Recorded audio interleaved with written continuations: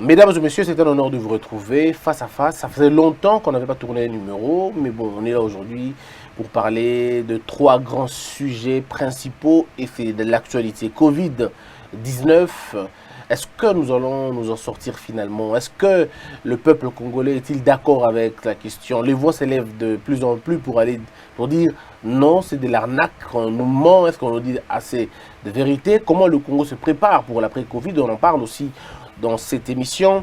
Et puis le procès Caméré où le don s'effondre de façon exponentielle, on en parlera. Mais il y a aussi le troisième et dernier sujet, la destitution de Kabound, la vie après la destitution de Kabound entre le FCC et le CACH, on en parlera. Et quelqu'un qui a retenu mon attention pour ce numéro, c'est Monsieur Jean-Michel Kalonji, d'abord consultant en mine et avec analyste politique en même temps. On essaiera de parler scientifiquement, de façon objective et désintéressée, de cette question de Covid et puis tous les thèmes que je vous ai tout à l'heure présentés. Donc je m'en vais saluer déjà mon invité de tout à l'heure. Comment allez-vous, Jean-Michel? Bonjour Christian, je vais très bien. La dernière fois que je parlais avec vous, personnellement, j'étais très touché par la capacité de votre réflexion. Je me disais, mais ah bon, les Congolais, il y en a quand même de plus en plus qui soient aussi pointilleux, aussi intelligents, aussi pertinents. Je crois que ça va l'être aujourd'hui. Le cas, on va le prouver aujourd'hui. Très bien, on va essayer de faire de notre mieux pour répondre à ces grands thèmes et ces grandes questions d'actualité. Alors, ça fait plus de 90 jours, on va le dire, hein, peut-être plus. Le Congo est à l'arrêt, on va dire, en suspens, parce que simplement, une pandémie a frappé l'humanité. Mais ce qui est bizarre, c'est que là où l'épidémie a fait beaucoup de dégâts, la pandémie a fait beaucoup de dégâts, on déconfiné, ça fait de semaines maintenant, mais nous, on ne fait que rallonger l'état d'urgence en état d'urgence. Il y a même une députée qui m'a fait rire en disant que c'était la dernière fois qu'elle dise oui pour le confinement. Sommes-nous en train d'aller vers un boycott? Non, je crois que Christian, nous devons d'abord circonscrire les faits. Nous ne sommes pas à l'Occident, nous ne sommes pas la Chine, nous ne sommes pas les États-Unis. Vous pouvez constater avec moi que même les États-Unis, ils sont touchés de plein fouet, alors qu'ils ont les meilleurs hôpitaux, ils ont le système sanitaire et l'Europe qui est mieux outillée. Alors, comprenez que pour nous, c'est encore difficile. Nous n'avons pas plus de 50 respirateurs ici dans notre pays. Nous n'avons pas des hôpitaux qui peuvent recevoir plus de 1000 patients Covid. Donc, il faut d'abord mettre une logistique de prise en charge en place. Définir un protocole. Nous sommes dans un pays post-conflit. Nous n'avons pas les mêmes structures. Et vous pouvez constater que même les mieux nantis sont touchés par cette maladie et en meurent. Le chef de l'État est touché dans sa propre famille. Il a perdu 2 oncles paternels, ses proches collaborateurs. Alors, qu'en sera-t-il de la grande masse? Donc nous ne pouvons pas faire des choses parce que les Occidentaux ont pris des décisions. La maladie a touché, la pandémie a touché l'Europe avant nous. Les premiers cas Covid en RDC, c'est des cas importés d'ailleurs. Maintenant, nous avons des cas liés à la pandémie locale. À la contamination locale. Contamination locale. Il faudrait maîtriser d'abord les chiffres, mettre en place une logistique nécessaire, les hôpitaux. Le président a inauguré un centre de l'hôpital Semka. Aujourd'hui, il y a une logistique mise en place dans le parking du Grand Hôtel qui peut recevoir encore pour plus de 100 lits. Et après, on peut réfléchir. On peut déconfiner, mais il faut déconfiner d'une manière structurée. Alors, avant d'aller dans le fond de la question, je m'en vais ici présenter mes condoléances les plus attristées à l'oncle du président de la République, qui est le père de Madame Roselyne Bombo et Madame Daniela. C'est des gens qui ont perdu, je crois, quelqu'un de très important pour eux et le président aussi. Il faut le dire. Alors, donc, c'était justement pour faire ces condoléances, revenir sur la question, parce qu'il est très important de le dire. Allons au fond de la question maintenant.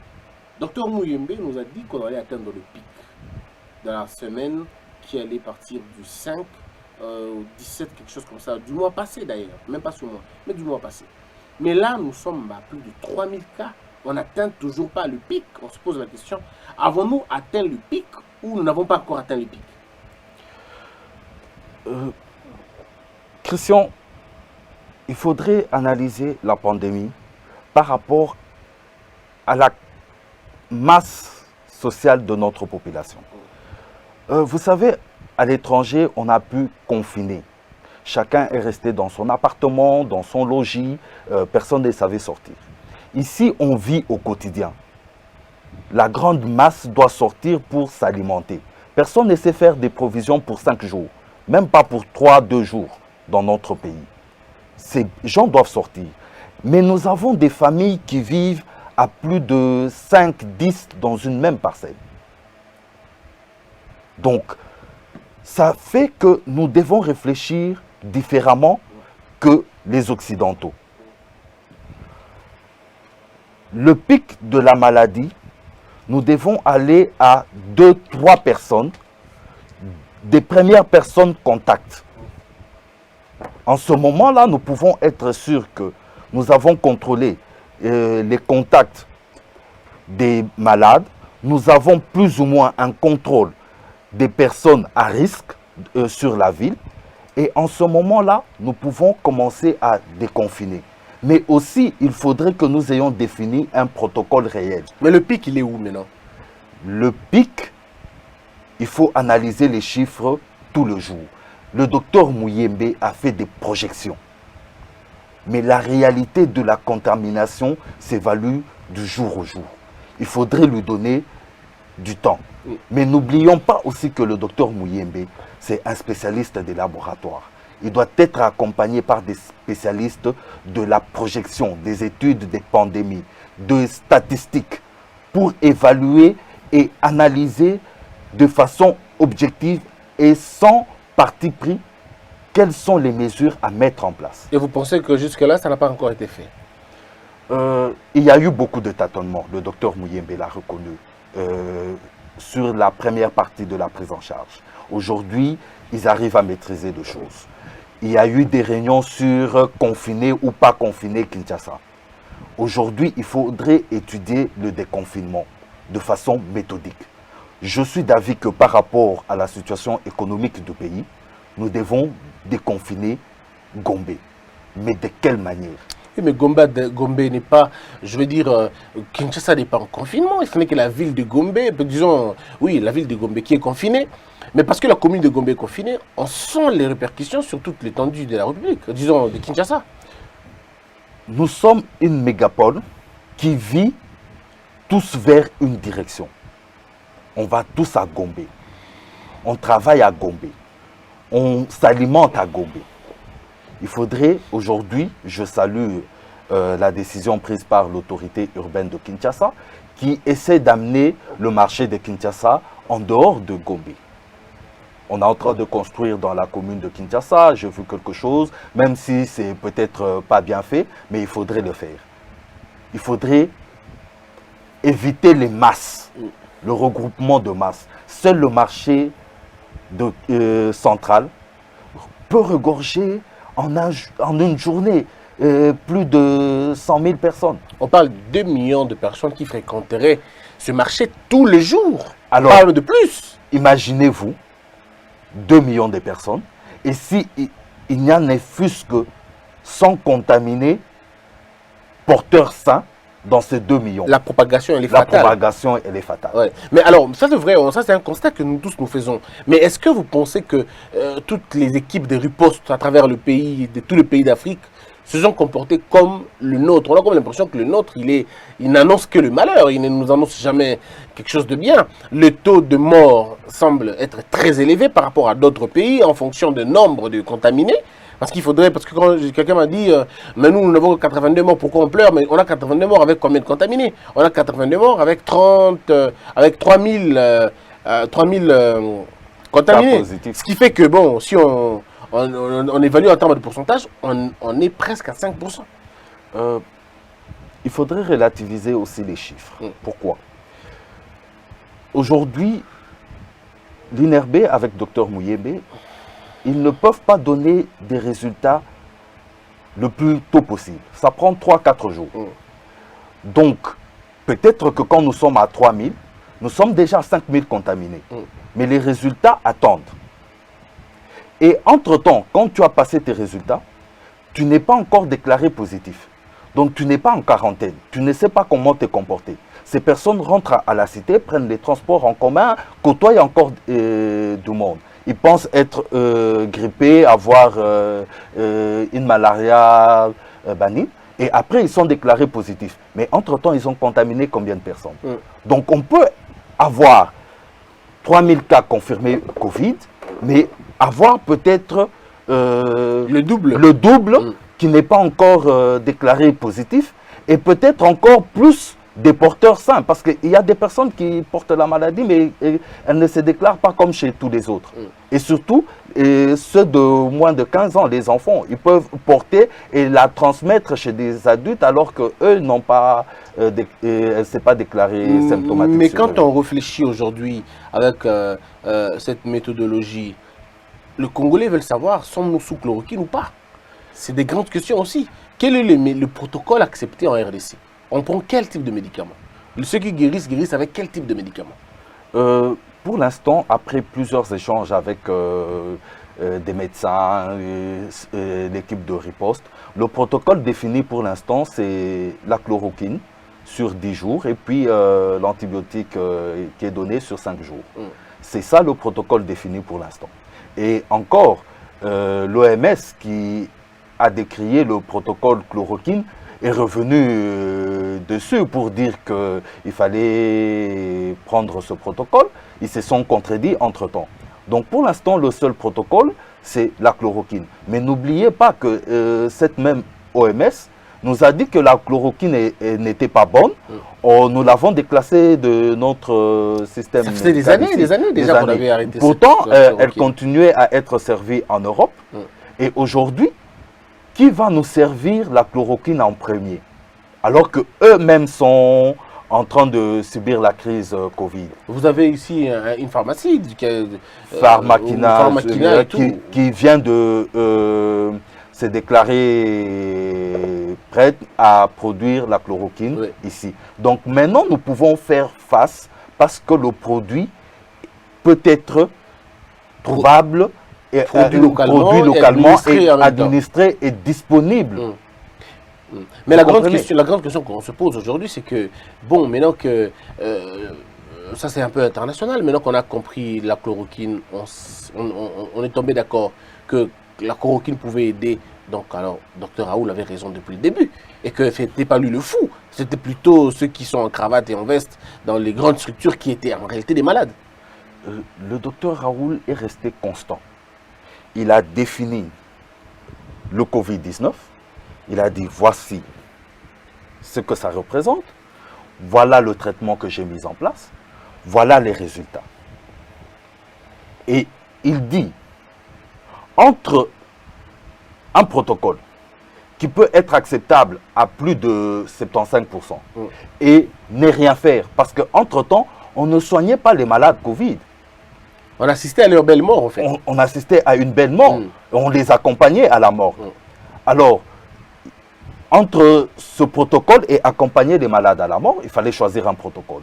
Et aujourd'hui, l'OMS qui a critiqué accepte ce protocole, revient là-dessus.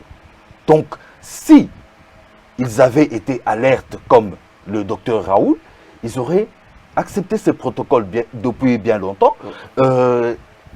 L'industrie pharmaceutique se serait mise en place à produire la chloroquine et cet antibiotique en masse, et on aurait fait face de la meilleure façon. Est-ce que vous pensez qu'aujourd'hui, la venue de Dr Mouyangi Jérôme peut aussi aider, parce que son protocole a été aussi accepté. Mais la grande question, c'est que maintenant, on aura deux protocoles. On aura la chloroquine, et puis en même temps, on aura aussi, comment on appelle ça, l'artémisia. Est-ce que c'est le 2 ou la fusion du 2? Mieux vaut un que n'avoir rien. Nous avons un protocole chloroquine qui, heureusement, est produit maintenant localement. Mais aussi, le protocole qu'amène le deuxième protocole, il est aussi préventif. Donc c'est avec ce protocole, s'il est certifié, homologué et qu'il est produit, qu'il est préventif, nous pouvons les prendre et directement on peut déconfiner parce qu'on sait que je peux prendre ce protocole avant les signes coureurs et faire face à la maladie de la meilleure façon. Et moi je pense que nous devons l'accompagner. Surtout c'est un Congolais qui amène son expertise et nous devons encourager l'expertise et l'intelligence congolaise. Vous parlez de Jérôme Mouyengi. Je parle de Jérôme, Alors, le docteur Jérôme, qui prouve au reste du monde que les Africains peuvent aussi faire mieux. alors, on s'est moqué de Madagascar, mais j'ai comme l'impression que Madagascar est resté constant aussi dans sa position. Ils sont restés constants. Ils n'ont pas autant de morts que nous, ni des contaminés. Et la maladie est contrôlée. C'est vrai, un protocole comme celui-là ne répondra pas sur tout le monde. Surtout qu'il y a des personnes qui, par rapport à d'autres facteurs, qui sont malades, qui sont cardiaques, qui sont diabétiques, tension, qui ont de la tension, le Covid réagit autrement sur eux. Donc pour ces personnes, le protocole peut ne pas fonctionner et immuniser à 100%. Il faudrait maintenant traiter avec autre chose. Mais le Madagascar a pris la bonne décision et aujourd'hui, moi, je les acclame. Déconfinons ou pas? Je pense qu'il faudrait étudier la question dans le fond. Il faudrait déconfiner, mais en contrôlant pour ne pas avoir une deuxième vague de contamination. En faisant quoi exactement? Aujourd'hui, je prends l'exemple de la commune de La Gombe. Pour déconfiner, il faudrait déconfiner par rapport aux services. Aujourd'hui, il faudrait que les banques fonctionnent à 100%. Il faudrait que les télécoms fonctionnent à 100%. Il faudrait que les commerces qui ne demandent pas des masses en soi puissent s'ouvrir. Aujourd'hui, on a besoin des bureautiques parce que nous avons besoin d'acheter de l'encre pour nos imprimantes, nous avons besoin d'acheter du papier, nous avons besoin d'imprimer, d'imprimer. Donc, nous avons besoin que tous les shops bureautiques ouvrent. Nous avons besoin des agences de transfert d'argent parce que les gens sont bloqués à l'extérieur et à l'intérieur, on ne sait pas envoyer de l'argent. Nous devons ouvrir ces genres de services, peut-être même les boutiques d'habillement parce que tu ne trouveras pas plein de monde dedans. Il faudrait ouvrir ces commerces parce que les PME vont sentir le choc durement. Donc, il faudrait ouvrir. Mais ce sont des lieux de grande masse qu'il faudrait contrôler. Qu'il faudrait... Comme les restaurants, les terrasses, les boîtes. Les boîtes de nuit.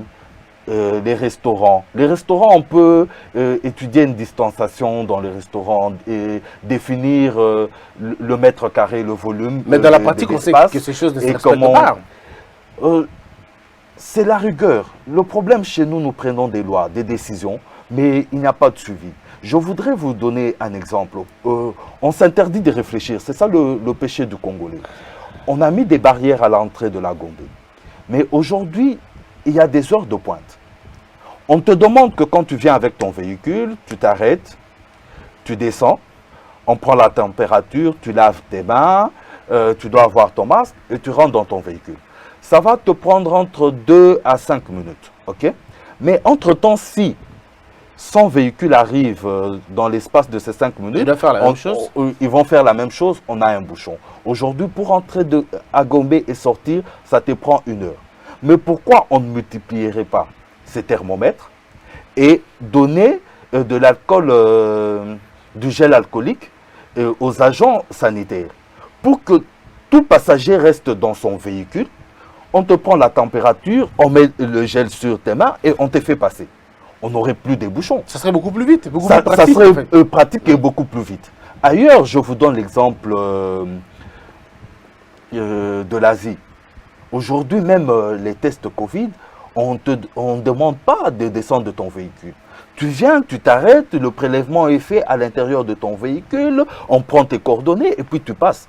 Parce que même descendre, tu risques de te faire contaminer. Ouais, même avec le truc, même avec le robinet. Le robinet, les personnes à côté, on peut se faire contaminer juste pour ça. Moi, je pense qu'on doit prendre d'autres mesures et étudier très vite. Il faudrait avoir une dynamique dans la réflexion et dans la prise de décision. Nous, on reste constant bloqué parce qu'on a dit ceci, on reste sur ça. On ne réfléchit pas. Alors, il ne nous reste plus que 1 minute pour parler de la question du Covid. Quelqu'un m'a dit qu'on va encore ouvrir un grand procès pour Covid-19 pour que les gens justifient les moyens qu'ils ont eus. Ça sera une autre affaire de 100 jours parce qu'il paraîtrait qu'on serait en train d'acheter les morts. Il paraîtrait qu'il y ait beaucoup de confusion dans les morgues. Alors tout ça ne donne pas du crédit. Le président a fait le tour de Kinshasa et les malades lui ont dit qu'il ne mangeait pas 3 fois par jour comme le président aurait voulu. L'argent qui était déversé sur la question, c'était pour ça. Est-ce que vous pensez qu'il y aura des arrestations, des poursuites, et tout ça? Il le faut. Moi, je suis et je prône la bonne gouvernance, la traçabilité des deniers publics. Il faut se justifier. Mais il faudrait aussi, je pense que l'amalgame qui a été faite dans cette lutte, on a mis le docteur Mouyembe, au lieu de les laisser scientifiques, réfléchir. Il était administratif à la fin. On fait de lui administratif, on fait de lui gestionnaire. Il y a un problème là-dessus. Je pense qu'il y a eu beaucoup à dire. On peut se redire, mais on le prend au conditionnel. Il faudrait qu'il y ait de l'audit. Il faudrait qu'il y ait le suivi, le réel suivi. Pas parce que nous connaissons dans notre pays. Très bien. Et en ce moment-là, on peut sanctionner. Moi, je pense que pour que le pays se développe, il faut qu'on arrête avec l'anarchie. Il faudrait sanctionner. Quand il faut sanctionner, il faudrait sanctionner de la manière la plus forte. Alors, quand on dit qu'il faut sanctionner sans aucune faiblesse, pour qu'on puisse ériger un véritable état de droit, nous parlons tout de suite du procès 100 jours. Vous avez certainement suivi ce procès 100 jours que les gens appellent le procès Caméré et qu'on sort beaucoup de faits, beaucoup de révélations, beaucoup de choses. Finalement, on se dit, mais waouh, c'était comme ça que la République était gérée. Et quelqu'un encore me faisait rire en me disant, imaginons que ce procès ait lieu à l'époque de Kabila. Qu'est-ce qu'on allait entendre? Qu'est-ce qu'on n'allait pas voir si les 100 jours nous produisent ça et les autres projets, 5 chantiers, tout le reste qu'on a connu dans le temps, comment ça allait se passer? Alors vous, quelle est votre lecture par rapport au procès? C'est la meilleure des choses qui vient d'arriver au Congo. La redevabilité. Aujourd'hui, nous avons le Tout-Puissant, entre guillemets, parce qu'il s'est présenté sur Top Congo être pas n'importe quel directeur de cabinet, c'est le partenaire du président de la République. Il a mis en avant l'accord cash. Vital Kamerhe. Vital Kamerhe a un parcours, ce n'est pas le moindre de nos politiciens.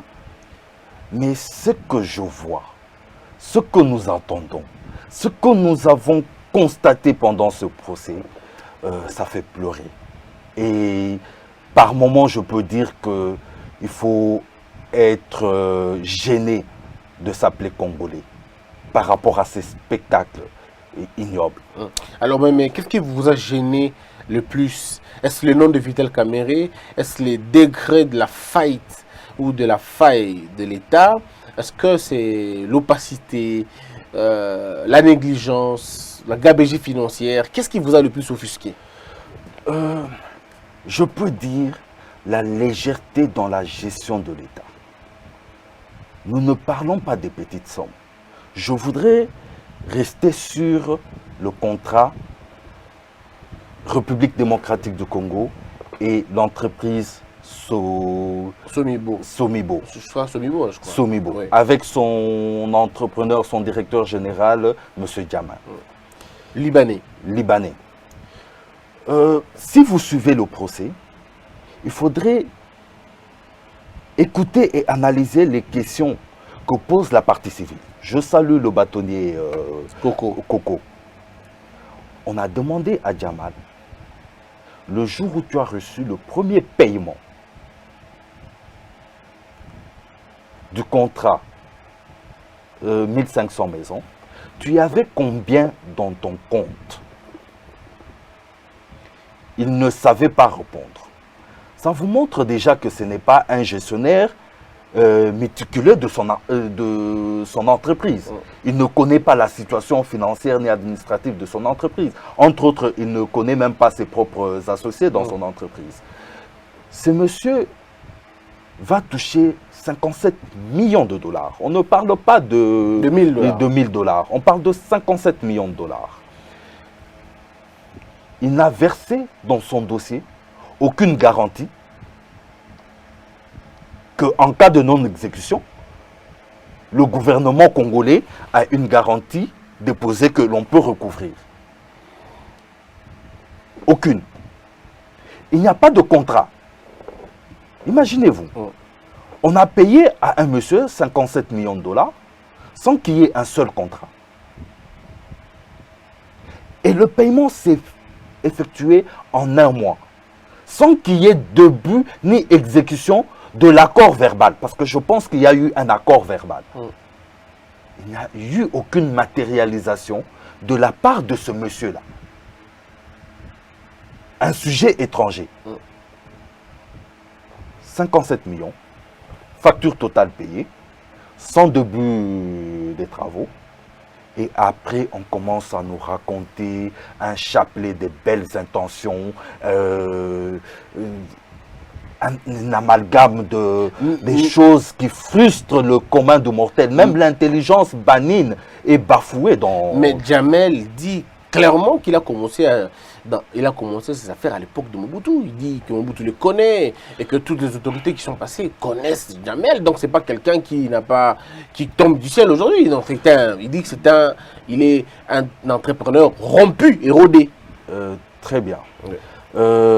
Les mafieux aussi sont rodés et peut-être mieux connus que les meilleurs dans le domaine. Monsieur Djamal reçoit un contrat pour ériger 1500 maisons préfabriquées. Je voudrais qu'ici en RDC, on puisse me démontrer qu'il en avait déjà livré, construit même 10 avant cela. Parce que quel est l'historique de son dossier?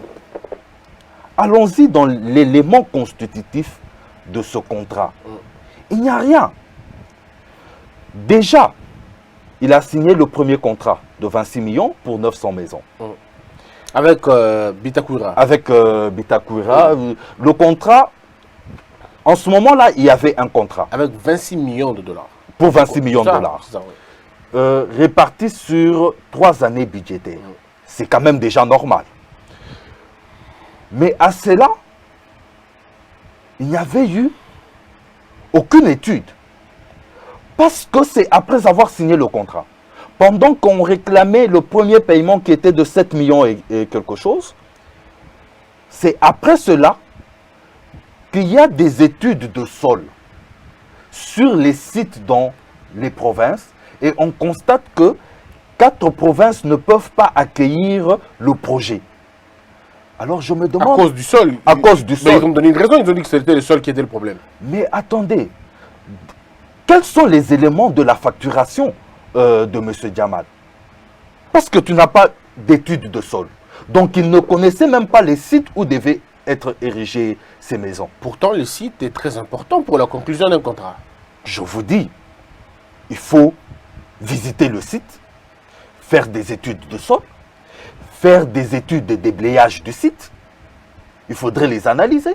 Il faudrait analyser la partie de transport, logistique, du port jusqu'à ce site, combien ça va t'écouter, les moyens de transport. Il faudrait analyser la partie équipement, autre que les maisons. Le courant électrique, il le prenait d'où? Avait-il calculé la distance de câblage? Quel serait le modèle utilisé? le courant électrique viendrait par des poteaux électriques ou par le sous-sol. L'alimentation en eau, il ferait par un forage ou il prendrait sur la régie des eaux.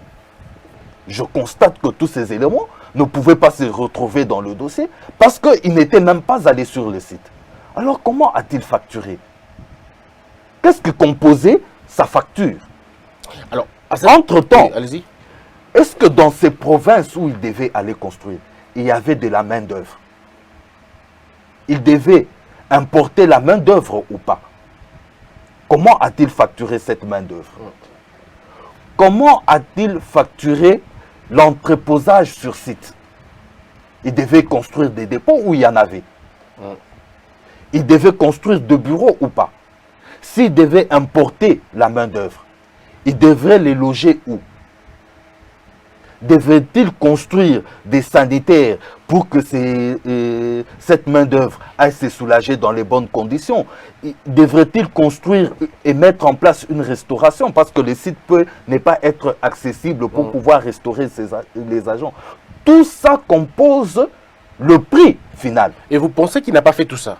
Mais si après avoir signé le contrat, on vient se rebuffer pour dire que le sol ne peut pas prendre le projet. Donc on n'était pas allé sur terrain. Alors quelle est la conséquence généralement qui arrive quand on n'a pas fait les études au préalable, mais qu'on fixe quand même un prix? C'est de l'arnaque, c'est de l'escroquerie ou c'est d'un montage tout simplement que l'on veut faire? C'était un montage, Oui. une surfacturation manifeste, mais aussi un risque de ne pas délivrer le produit. Alors pourquoi nos autorités ont accepté un marché pareil? Je pense d'abord que Bitakura, qui était le ministre du Développement rural, en fin mandat, vous savez, ce gouvernement Tchibala était dans quelle physionomie? Donc, ce monsieur a fait pour moi un deal qui devait passer. Il savait qu'il ne sera pas là les 3 prochaines années. On allait payer 7 millions. Il pouvait avoir sa commission dessus et puis partir. Parce que je pense que le préalable n'ont pas existé dans ce contrat. Mais Jean-Michel, moi, là où je voudrais savoir, et les téléspectateurs, les internautes voudraient savoir ceci. Comment on passe de 900 maisons à 1500 maisons? Comment nous passons de 26 millions de dollars à 56 millions de dollars? Entre-temps, il y a beaucoup d'autres choses. Il y a la question des banques. On passe de l'Ecobank à la Raobank et le ministre, je dirais les responsables de la banque semblent ne pas maîtriser tous ces circuits financiers. Alors on se pose la question, étions-nous en face des prédateurs ou c'était simplement le cours normal des choses? Je peux dire, nous étions devant une prédation organisée pour nuire le pays. Et je pense même pas nuire le pays, mais nuire directement au chef de l'État. Qui est le porteur de la vision, en fait. Qui est le porteur de la vision.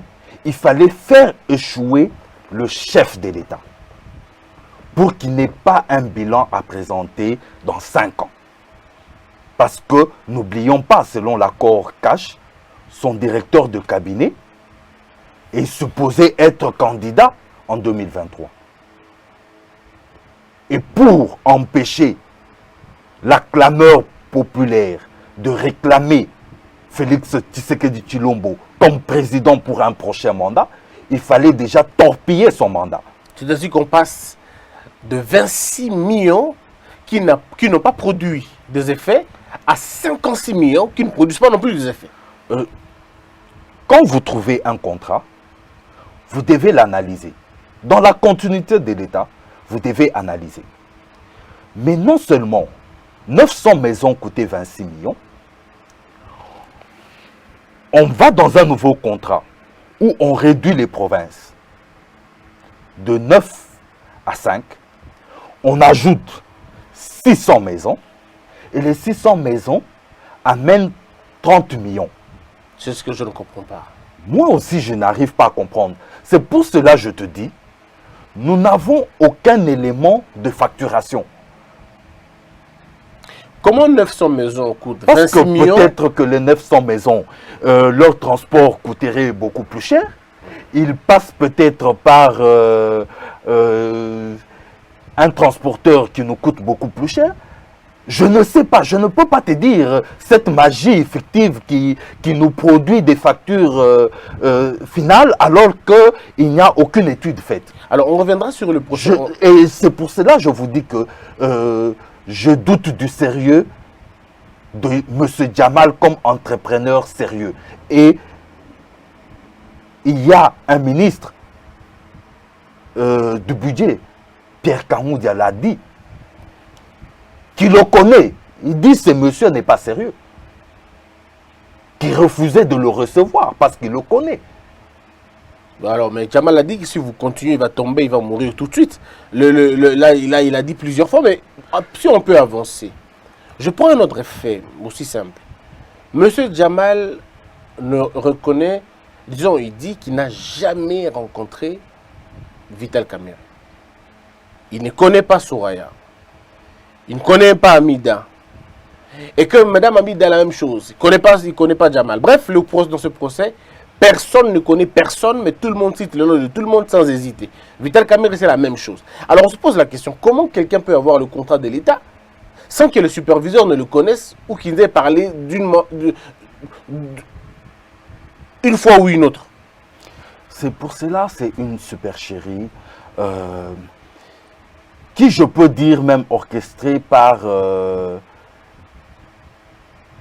des gamins, mais certains gamins auraient même mieux fait. Je pense que, pour sa notoriété, si M. Vital Kamerhe nous avait dit, M. Djamal en tant qu'entrepreneur, par rapport au contrat de 100 jours, que le président de la République porte à cœur, je l'ai reçu dans mon bureau pour avoir des éclaircissements sur la faisabilité de ce projet, sur ses capacités à réaliser. Et nous avons analysé avec lui certains autres paramètres. Ça lui aurait donné de crédit. Comment peux-tu ordonner les paiements de 57 millions pour un entrepreneur que tu n'as pas rencontré? Donc tu n'as même pas évalué son sérieux. Parce qu'au-delà de la paperasse que chaque entrepreneur peut fabriquer dans son pays et dans son bureau, c'est donner de l'historique valeureux, dire que j'ai... Mais au-delà de cela, tu dois quand même le rencontrer. Non, mais il a dit une équipe fait ça. Il a dit lui, le directeur de cabinet, c'est pas son rôle. Il y a des gens qui font ça. Toute une commission était là pour analyser le contrat après contrat. Qui a reconnu faire partie de cette commission? Je cite. Le ministre d'État, en son temps, Pierre Kangoudia, vous dit n'a jamais participé dans cette commission, n'a jamais reçu une invitation. Le ministre des Finances, mêmement. Le ministre, soi-disant, porteur du projet de développement rural, n'a jamais été invité en une seule fois à la présidence. Alors que c'est soit, disons, son contrat qui a été renouvelé. Mais vous n'avez jamais discuté avec la personne. Nicolas Kazadi, qui a été nommé après paiement, exécution de toute la partie financière, coordonnateur, n'a jamais dirigé une seule réunion. Peter Kazadi, qui reconnaît avoir été dans la commission, mais... Non. Reconnaît avoir participé à une seule réunion où le projet 100 jours a été présenté. Alors qu'il était censé être dans le laboratoire de la création de ce projet. Quand il y a des passations de marché, il y a deux analyses. Il y a la partie juridique et administrative. Et puis, il y a la partie technique. Je pense que Peter Kazadi, avocat de profession, était dans cette commission pour analyser la partie juridique. Mais monsieur est présent dans une réunion où le contrat est déjà signé, les prestataires déjà connus, on présente le projet. Mais qui a analysé les documents en amont? Parce que c'est le seul juriste qui a été présenté jusque-là. Je ne sais pas s'il y avait d'autres juristes. De même que Nicolas Kazadi. De même que le conseiller principal en matière économique et financière. Mais le conseiller qui, selon Vital Kamerhe, qui ne maîtrise pas l'économie, qui aurait parlé du plan budgétaire au lieu de parler du plan de trésorerie, Vital ne sait même pas là où il a fait son économie et tout ça. C'est lui dont vous parlez. N'allons pas dans les terres. Vous savez, toute personne n'est pas habituée à se retrouver au tribunal. Il y a des personnes qui vont mourir sans jamais être convoquées dans un tribunal. Pour la première fois, tu es dans un tribunal, dans un procès aussi médiatique comme celui-là, avec tous les risques que tu puisses te retrouver mappé à tout moment et tout, le monsieur peut paniquer et confondre des termes. Mais ce n'est pas pour cela qu'il n'est pas scientifique entre-temps. Lui aussi, il a répondu. Il a répondu que bon, il venait d'une université où on n'achetait pas les diplômes. Écoutez, je ne voudrais pas aller dans les discussions des universités parce que le mythe impérialiste sur les diplômes venus de l'Occident et ceux locaux, qu'il y a des éléments de supériorité, non, non, non. Moi, je suis fier d'avoir étudié localement, d'avoir connu des éminents professeurs comme Kalomo Mbikai, comme Kanguluma, comme le professeur Lokombe. Et je peux citer tous ces grands professeurs, Nyabirunga de droit pénal. Nous avons l'expertise et la formation ici. Mais qu'est-ce que toi tu as fait? Tu as fait 5 années à l'université ou 5 années d'université? Alors revenons dans le procès sans jour. Mais maintenant là où nous sommes, il faut dire que Vital Kamerhe a cité plusieurs fois le nom de Félix Tshisekedi, soit en illustrant un exemple, le président serait un amateur de réseaux sociaux, il aimerait beaucoup les réseaux sociaux, et il a dit même qu'il préfère mourir avec les annotations du président de la République que de torpiller son image. Ça insinue quoi dans tout ça? Quand quelqu'un dit ça, je ne veux pas ternir l'image du président, je ne veux pas, c'est que le président a des choses à se reprocher dans le dossier. Je veux vous dire. Je vais partir de plusieurs exemples pour que vous puissiez me comprendre. Allez-y. Nous allons dans une société et je prends l'exemple des banques. Tous les jours dans les banques, on licencie, on arrête les caissiers parce qu'ils ont tripoté à la caisse. On arrête dans des sociétés, surtout de production, les gardiens, les chefs de production pour avoir évacué certaines marchandises. Est-ce que c'est pour autant le DG qui t'a demandé de voler? Il dit qu'il a les annotations. Le président de la République ordonne et son directeur de cabinet exécute. Quand le président de la République, il ne faut pas oublier, Félix Tshisekedi Tshilombo, c'est le fils de Étienne Tshisekedi. Ça explique quoi? Ça explique que cette famille a des valeurs. L'état de droit, c'est un concept intégré dans cette famille. Et aussi la gestion orthodoxe de l'État. Quand le président de la République dit, monsieur le directeur de cabinet, je vous fais confiance, je vous demande d'exécuter ce projet. Il ne te demande pas d'aller trapatouiller la loi. Les annotations. Qu'elles disent ces annotations? Mais il dit qu'il ne dira pas, il dit qu'il ne peut pas le dire, il préfère mourir avec ça. Est-ce que Vital Kamerhe serait-elle une victime expiatoire? Non, non, non, non, n'exagérons pas. Ouais. Vous avez suivi avec moi le procès. Il faut avoir honte de ce savoir congolais et de voir qu'au sommet de l'État, il y a eu de telles bavures. Vous pouvez vous imaginer, nous sommes dans un pays où nous sommes en train de prôner la bancarisation pendant plus de 5 ans, 10 ans aujourd'hui. Le comptable d'État va à la Banque centrale toucher 1 million, 1 million, 2 millions, les met dans sa voiture sans escorte, sans aucune sécurité et va les payer à un agent de la présidence Dans un hôtel. dans un restaurant. Dans le complexe Bellevue, Bellevue. c'est des résidences, c'est dans le restaurant. Donc l'argent de l'État se distribue dans un restaurant. Sur ordre de qui? Du directeur de cabinet, le comptable d'État l'a dit et le directeur de cabinet ne l'a pas contredit. Comment se fait la procédure normalement pour décaisser une somme aussi importante comme ça? Je voudrais aujourd'hui, cette somme qui était affectée au dédouanement à Matadi, serait passée du compte de l'État dans une banque commerciale sur Kinshasa avec un ordre de retrait à Matadi.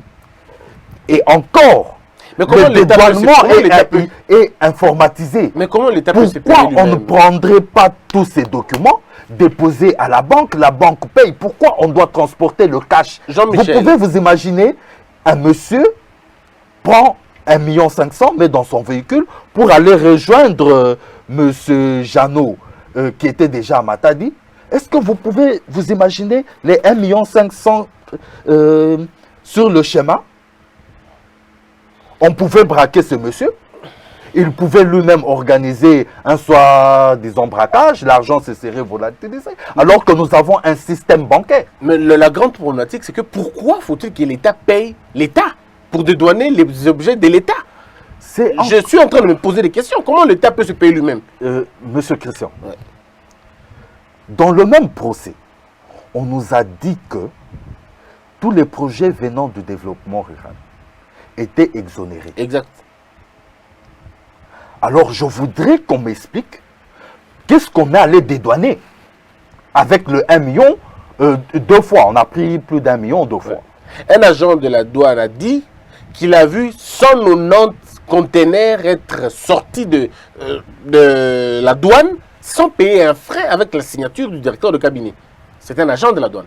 Ils n'ont payé aucun rang pour ça. Qu'est-ce qui était contenu, qu'est-ce qu'il y avait dans le conteneur? Personne ne le saura jusqu'aujourd'hui. C'est pour cela, j'aurais bien voulu que la DGDA puisse être convoquée pendant ce procès pour nous expliquer qu'est-ce qui a été dédouané, le contenu, qu'est-ce qui a été déclaré,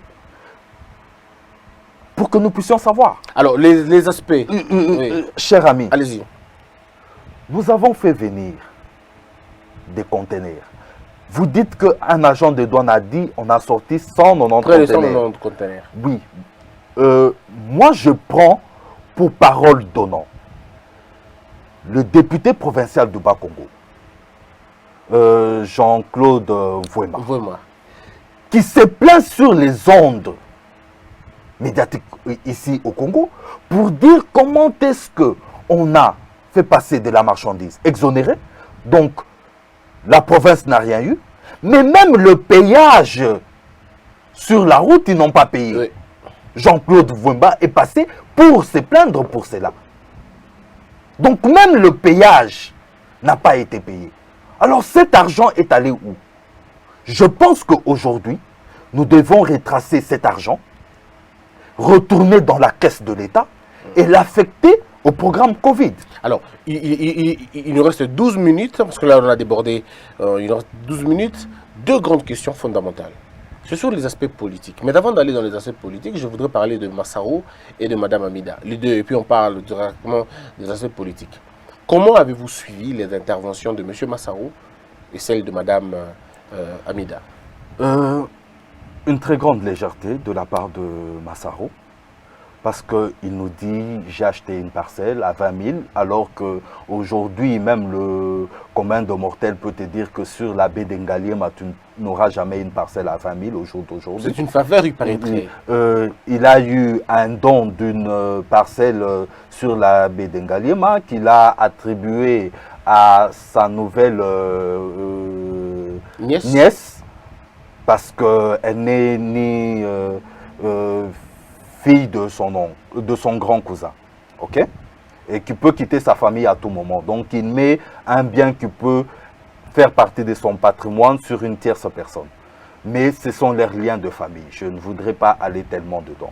Mais Massaro doit nous justifier ses revenus pour pouvoir acquérir tous ces biens. Ah oui, il a dit il a travaillé pendant très longtemps. Il était dans un cabinet ministériel à l'époque de Gizenga. Dans 2006, il commençait déjà à travailler. Et aujourd'hui, vous voyez quand même qu'il a quand même fait plus de 14 ans de travail. Ce serait une insulte pour nos parents qui ont peut-être 40 ans comme chef de division dans l'administration publique, secrétaire général dans des ministères, des directeurs même dans l'entreprise qui l'emploie Sonas, qui ne savent pas se payer une parcelle. Mais lui, je crois que c'est un magicien des finances, des normes de crédit qui sait multiplier son argent d'une façon exceptionnelle pour pouvoir s'offrir ces genres de biens. Ça, c'est sa gestion. Vous parlez de Madame Amida. Mais d'abord, Massarou, pour terminer, il dit qu'il ne connaît pas la date de naissance de Soraya, mais bizarrement, le chef du cadastre, le conservateur, explique clairement que Madame Soraya a toute une fiche là-bas, remplie avec des identités et ainsi de suite. La question de savoir qui a donné les identités au cadastre, parce que Madame Soraya ne reconnaît pas la parcelle, ne reconnaît avoir jamais été au niveau du cadastre. Qu'est-ce qui s'est réellement passé? C'est pour te dire que Massaro devrait être aussi franc. C'est qu'il a donné l'identité, mais surtout, ce qui est flagrant, il y a eu une première donation sur un certificat. Djamal est allé même en justice pour annuler ces certificats et donner sur une autre concession. Donc pendant toute cette longue période, Massaro tergiversait toujours sur l'identité de la personne qu'il fallait attribuer son bien meuble. Ni sa femme, ni ses enfants, ni ses parents, ni ses membres de famille. Et il faudrait qu'on arrête. Il faudrait le minimum de respect. Qu'est-ce qu'il faut faire? Saisir le parcelle en question? Je pense que là, il faudrait laisser la justice agir. Si la justice, selon ce qui est présenté, arrive à prouver le détournement et l'enrichissement illicite, l'enrichissement sans cause, et que ces biens font partie de cet enrichissement illicite, il faudrait que ça puisse être saisi. Très bien. Alors pour Madame Amida? Madame Amida, je voudrais dire, c'est une dame. Elle s'est défendue à sa manière, mais je crois qu'elle s'est aussi exposée. Parce que nous ne pouvons ni justifier et contredire ce qu'elle a dit. Elle a reçu plus de 800 000 dollars. 4 jeeps, 4 voitures, si je ne me trompe pas. Ça fait partie du patrimoine privé de la famille Kamere. Si réellement ça vient de cette source-là. Mais aussi, il y a, pour son mari qui s'est présenté être un intellectuel réfléchi, il y a aussi la loi financière qu'il faudrait respecter. Je pense que les dépôts tels que justifiés auprès de sa banque ne sont pas justifiés, ne respectent pas la loi. Madame Amida nous dit qu'elle est commerçante. Depuis longtemps. Depuis très longtemps, mais pour justifier ces acquisitions en biens, nous devons aussi faire lecture de son historique fiscal.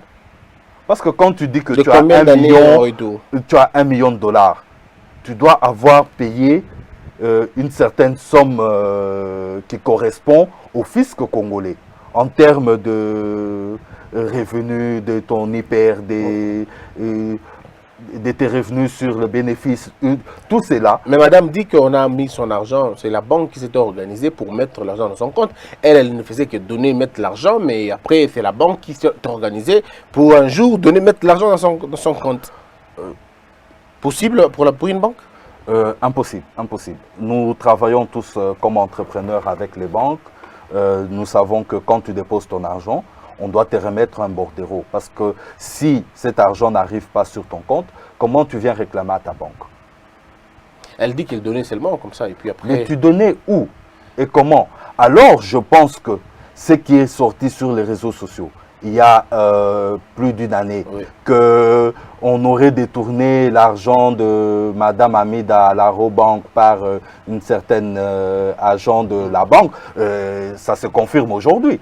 Parce que si elle déposait comme ça, sans bordereau, sans justification, donc on pouvait aussi prendre cet argent et s'envoler avec. Alors, qu'est-ce qui va se passer après dans tout ce procès? Qu'est-ce qui se passe après? Est-ce qu'on incrimine? Est-ce qu'on condamne? Est-ce qu'on laisse passer? Parce qu'il y a une très grande question à se poser. Qu'est-ce que Fachi perd en laissant Vital être cloué? Les gens disent que Fachi perdra le Kivu. Fachi perdra l'élection 2023 parce que finalement Vital Kamerhe va entrer dans l'opposition. Et finalement dans l'opposition, il va rejoindre soit le FCC qui n'est pas dans l'opposition malheureusement, soit la Mouka. Bref, comment ça va se dessiner la politique du futur? Le président de la République a rassuré les membres de l'UNC qu'il reste dans l'accord cash et il va respecter l'accord. Donc, quitte à ce ça veut dire qu'il ne sera pas président en 2023, candidat président en 2023. Quitte à ce que eux ne respectent pas, ça c'est un autre fait. Mais je voudrais vous dire aussi que l'accord cash prévoyait Vital Kamerhe comme Premier ministre et non comme directeur de cabinet. Mais au résultat des élections, le président Félix Tshisekedi constate qu'ils n'ont pas pu obtenir la majorité parlementaire, donc le Premier ministre doit venir du FCC. Mais en stratège politique, s'est dit, je n'ai pas envie de gouverner dans l'opposition avec le FCC. Il négocie stratégiquement avec le président sortant, qui est autorité morale du FCC, un accord de coalition. Ce qui fait qu'aujourd'hui, dans le gouvernement, vous avez des membres du CASH et du FCC. Ça, c'est un fait. De par cela, l'accord cash devrait être modifié et rediscuté.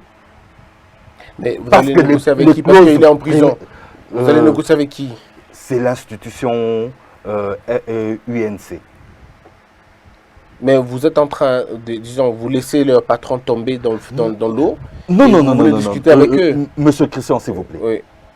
Nous ne laissons pas le patron de l'UNC tomber.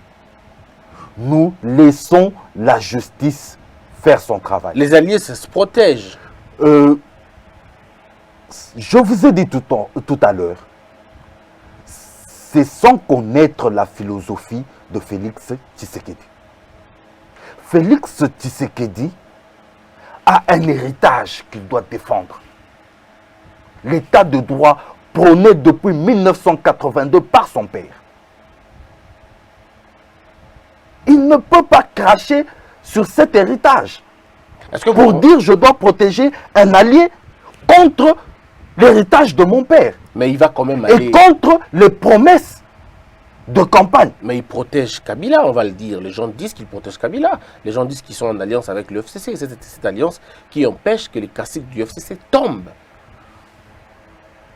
Vous savez, n'oublions pas que la construction architecturale institutionnelle actuelle est l'œuvre du pouvoir AFDEL et l'après-AFDEL.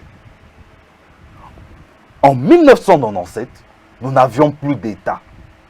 Mobutu a fui par Guadeloupe pour aller au Maroc. Toutes les institutions sont tombées. En passant par le Togo d'abord. En passant par le Togo. Kabila père arrive, essaie d'organiser l'État avec des belligérants, des partenaires qui l'accompagnent, Rwandais, Burundais et autres. Et vous savez que quand il a instauré l'État, les partenaires se sont retirés. L'armée rwandaise est partie et tous ses collaborateurs qui étaient congolais sont devenus rwandais. Et Kabila fils arrive en 2001, un pays éclaté, il faut réunifier l'État.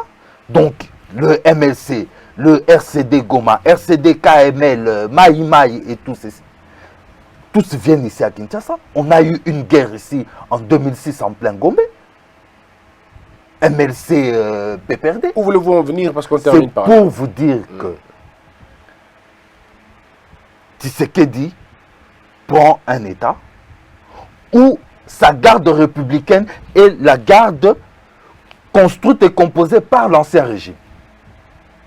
Il doit d'abord maîtriser les institutions, maîtriser l'armée. Vous avez vu que il y a eu des changements à la tête même de sa garde républicaine, de l'armée. Mais sa maison militaire reste toujours l'ancienne maison militaire. Non. Il a aujourd'hui 2 tenues au niveau de la garde présidentielle, ce qui n'a jamais été fait dans le passé. Alors on ne sait pas maintenant s'il y a un intrus, comment vous contrôlez l'intrus, parce que vous avez 2 tenues dans la garde républicaine. L'administration, elle est en train de se faire. Il fallait lui donner le temps de maîtriser toutes les institutions. Ce qui est fait. Et aujourd'hui, vous allez vous rendre compte que le Tshisekedi d'hier, ce n'est pas le même d'aujourd'hui. C'est ce qu'on va voir avec les temps. Merci beaucoup, Jean-Michel. C'était un grand plaisir. Mais est-ce que vous avez un mot par rapport à la place du premier vice-président de l'Assemblée nationale? Parce que je promets avec les Congolais, si vous voulez revenir pour que nous puissions parler de la politique active de Félix Tshisekedi, de son ADN politique, est-ce qu'il réussira-t-il ou pas? Je voudrais qu'on fasse une émission entière pour parler de la philosophie du pouvoir de Félix Tshisekedi, ses défis et les pistes de solutions. Je crois que de cette façon, on pourra aider le pays. Mais pour l'instant, dites-nous comment vous voyez la destitution de Kabound. Qu'est-ce qui va se passer exactement? Je pense que notre partenaire FCC a péché dans la gestion de ce dossier. Parce qu'en tant que partenaire, mais surtout que Kabound était et jusqu'à présent le coordonnateur du cash au sein des négociations et la gestion suivie des accords, il aurait fallu traiter la question avec le maximum des tacts et des dignités liées à un partenaire. C'est fait. L'UDPS et le président de la République va tirer les conséquences de cet acte. Mais je pense que nous devons aussi, de part et d'autre, changer les acteurs. Kabound sera peut-être frustré, va prendre mal. Nous avons eu de l'autre côté l'ancien candidat Emmanuel Chadari, qui n'avait peut-être toujours pas supporté sa défaite aux élections, avait menacé de paralyser les institutions. Donc nous devons, de part et d'autre, le CACH et le FCC doit placer des animateurs au sein de cette coalition capables de discuter stratégiquement sur la gestion et la vision d'ensemble. Parce que nous avons un quinquennat, que d'aller dans des guerres de parole, ça nous fait perdre du temps. Le pays est en crise, nous avons une crise sanitaire, mais qui va amener une crise économique très forte. Il faudrait penser déjà comment gérer la coalition. Le président va prendre des décisions, mais je voudrais vous dire que il y aura un candidat cash qui sera proposé au poste de premier vice-président. C'est ce qu'on attend, peut-être on a dit aujourd'hui. Attendons voir ce qui va devoir se passer. Ça sera fait.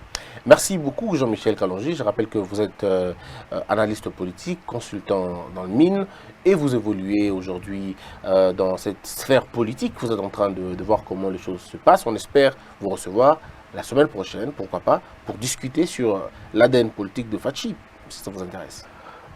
Volontiers, avec beaucoup de plaisir de revenir sur votre plateau. Merci. Mesdames et messieurs, c'en est fini pour aujourd'hui. C'était un grand plaisir pour moi de recevoir cette intelligence. Et on a eu un débat qui a duré 1 heure 3 minutes. C'était pour l'intérêt des Congolais. Et si vous avez aimé, dites merci à l'équipe qui m'a accompagné. Il y a Oumou Fortus, il y a, dont je ne parle pas beaucoup, il y a Jérémy Maïkandi Mangboko qui m'ont aidé à mettre en place cette émission. Merci d'avoir été nombreux. Que la peur quitte nos esprits et que Dieu bénisse la RDC. Son peuple, que la peur quitte nos esprits et que Dieu bénisse la RDC. Debout Congolais, unis par le sang, unis dans le fort pour l'indépendance. Tués aux hommes, si obinois, daimana chino tweneleye, na kinyabana piko, na mosala, totonga mboka koleka kitoko, na kinyabana Kongo, toyembani. Isa